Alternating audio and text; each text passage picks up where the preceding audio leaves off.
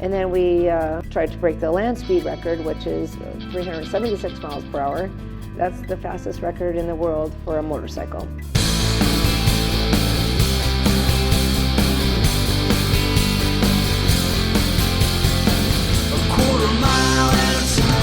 Everyone has their heroes, and today one of mine is in the studio, Valerie Thompson.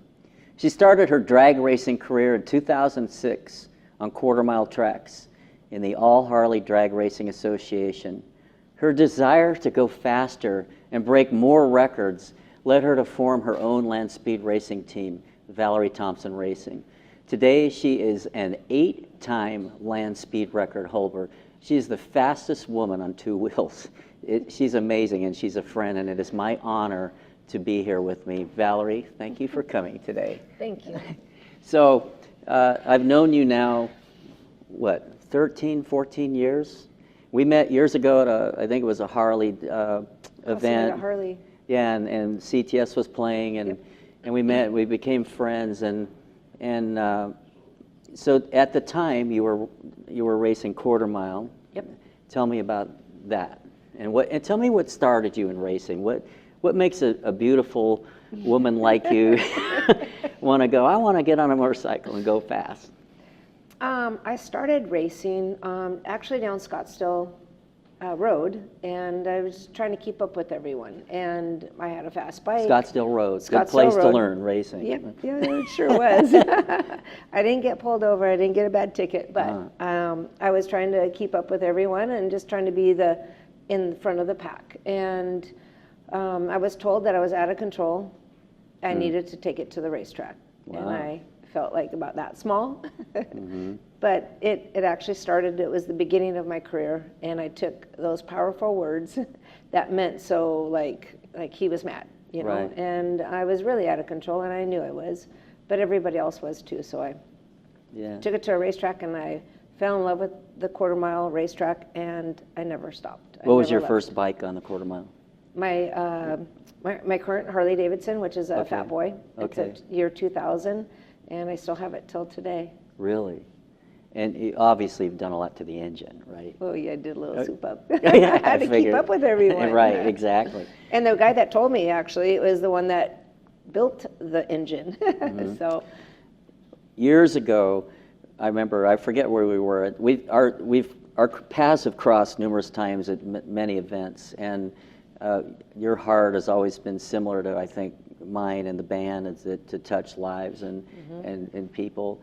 And years ago, I remember you telling me, you know, Jeff, I live my life a quarter mile at a time. yeah, And I remember that stuck in my mind, that our lives are filled with dreams, but to get to those dreams, we reach them a step at a time. And you've dedicated your persistence in your life to, which also inspired the song Quarter Mile that I wrote. And you always play it when you enter Bonneville, which chills. and I love, you know, and the song is about living those dreams.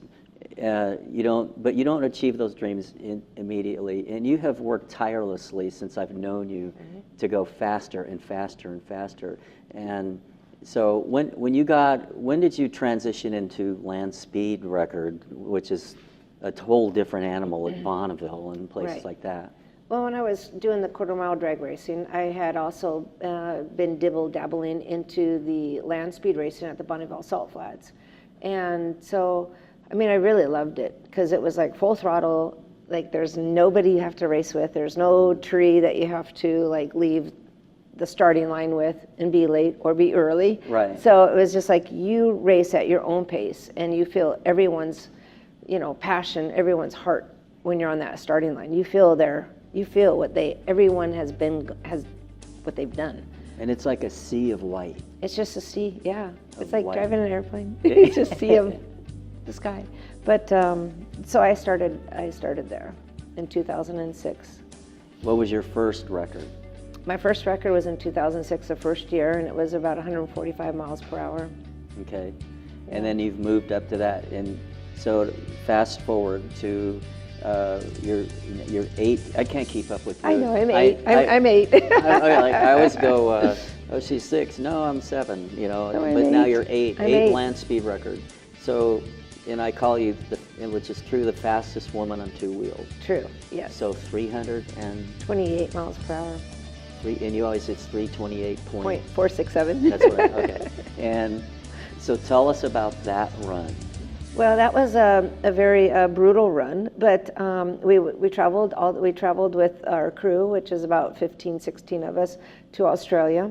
We went to their dry lake bed, and amazing salt, amazing land. I mean, just amazing event. And we set a record, and we're known as the world's fastest motorcycle. And we did it at their event at the Dry Lake Racers Association, and then we continued to try to break the land speed record, which is an FIM AMA record, which is 376 miles per hour.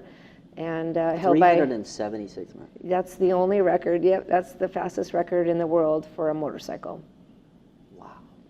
So I mean, and it's a streamline. People don't realize, Yeah, which it's we're a going to show pictures streamliner. of it, but it's a streamliner. It's almost like an airplane without wings. Yeah, it's basically. 25 feet long, and it's very Right. nice and light. It's Is it two wheels. squirrely?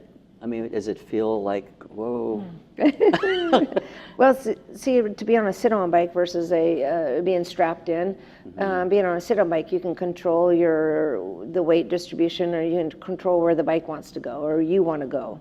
In a streamliner, you're only using your hands, because I drive with a joystick. I don't drive, I ride with joysticks, like an Air Pilot, fighter pilot. Wow. And it has Is the a throttle little... a twist grip? Nope, Okay. it's just this. So, and where's the throttle? Is it a pedal? Yeah, my pedal, my foot. I always let my foot do the talking anyways. How do they get you started? I mean, We get towed. I get towed up to 50 miles per hour, and I have to release the tow rope. And because we have such long gears, we have 4 gears. And when I did the 328 miles per hour, I was really in third gear. I was running on 3 cylinders. My shift light fell down, so everything in that cockpit happened. My top of my canopy actually started to lift up. So I was like, uh-oh, just keep going, just wow. do my job. So in that 328 mile per hour, it would have been and could have been a bit faster, but like I said, I have 4 gears. I was only in third gear and running on 3 cylinders. The bike wasn't running so strong, but they fixed it, and we returned, and I crashed at 363 miles per hour. So, tell us about that. I mean, what do you remember of that? Or is it kind of a blank, or It's a little bit of a blur. I do remember feeling that I was going over. It got airborne, right? Yeah, it got straight up in the air, like a plane would just go straight At up. 360 miles an hour. 360 miles per hour, and after, I didn't even know that I had gone straight up. I didn't know that I had crashed upside down without the canopy twice. I didn't know that. And the salt is very hard. It's very hard, very crisp. You can't even take a nail, a hammer to it and hit a nail into it. Right. You have to take a screwdriver and screw the nail into the Wow, it's that the hard. salt. That's hard. Wow. And I left probably about a 6-inch hole in the salt with and then I slid after it was all done doing what it was doing, and I had slid for about a good mile on my side. A mile. That's what I remember. So when it came to arrest, were you were conscious? You were I still was. conscious, right? I was conscious, and I said, well, if I can wiggle my toes and my feet, I'm okay. I'm okay. I can get out. And all I wanted to do is get out, because the last thing I wanted to do was catch on fire. Right. Which I have a fire suit and a fire helmet, and everything is safety approved and Right. good to go. But It's a testimony to the design of the roll cage and all the of bike that. saved my life. There's Yeah. no doubt about it. They built such an amazing bike. And then you went back after that, right? And set another... No, we haven't gone back Okay. out yet. Okay. We are rebuilding, and we're rebuilding the mold. So, I mean, I did total the machine. There's a lot of parts, and the engine is all good to go, so we can use it for the new build that we have now. So, So the you new fell build's off gonna... the horse and you're going to go back. Yeah, I'm going back. I don't know how you do it. You're amazing.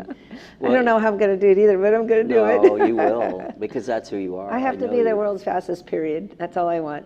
And And then I can retire, and then my husband can have a wife. Does he worry about you? I'm sure he does. Yeah.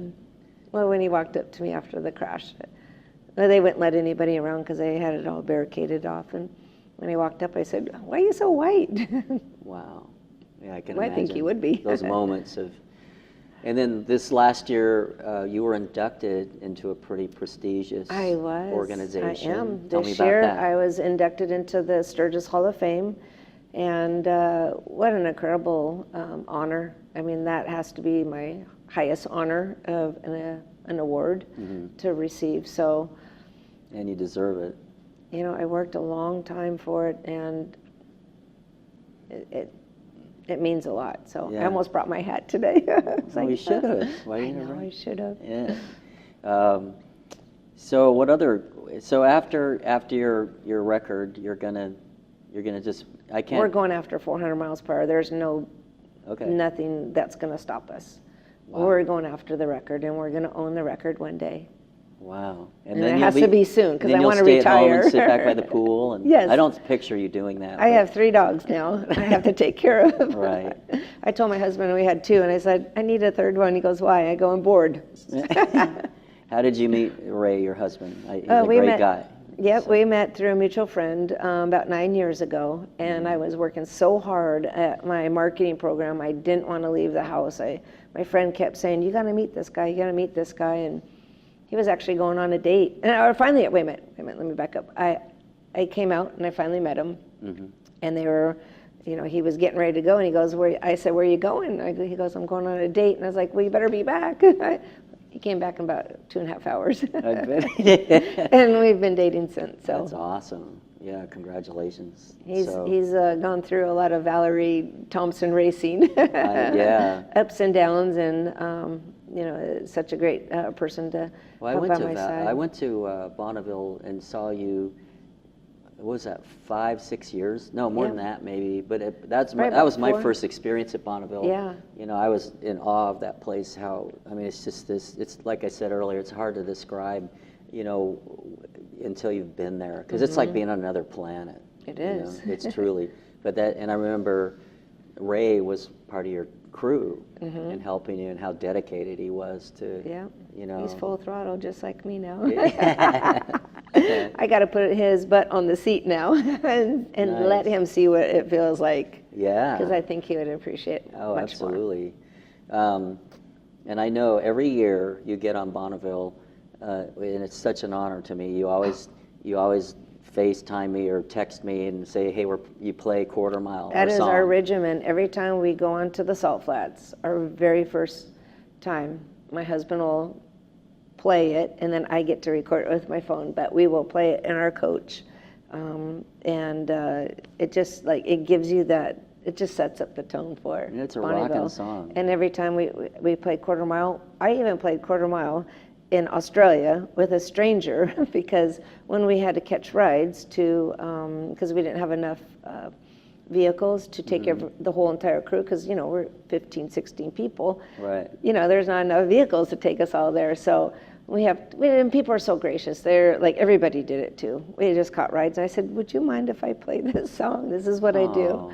And he's like, no, no, no. So Well, the Aussies are amazing. oh, I love that. They country. are. I can't wait to go back. They're amazing. I did a commercial there years ago. I flew an Ansett airline commercial. I did all the aerial shots, and just how friendly they are, Yeah. and they're just such gracious people, and you know, and so they were. I'm sure they really enjoyed. Oh, they loved us. Yeah. We Where's were the dry we were lake there? It's in Lake Gardner, little South part of the Australia, country? Okay. South Australia. And when they say there's no internet, there They mean is no there's no- internet. yeah. There is nothing. Did you get Facebook withdrawal or anything? Or That always happens, but Twitter withdrawal? yeah, Instagram, you name I it. know. We're addicted to that stuff. But well, our friendship has been amazing, and I'm honored to call you friend. But you also inspire me, Valerie, and so we're going to go on, and I can't wait to see you break more records. And You're gonna have to do a new song called "I Live My Life a Mile at a Time," because Yeah. now I'm like clocked a mile. Right, that's right. One day I'll return back to the drag strip. That's my goal. One of All my right. goals. So Well, thank We'll you still so keep much it. for coming. What a pleasure.